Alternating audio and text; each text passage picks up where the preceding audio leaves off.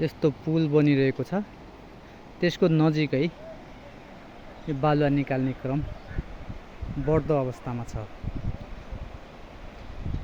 यो पुल धेरै वर्ष भयो भन्ने कुरा सुनियो, तर हालसम्म यो निर्माण सम्पन्न हुन सकेको छैन।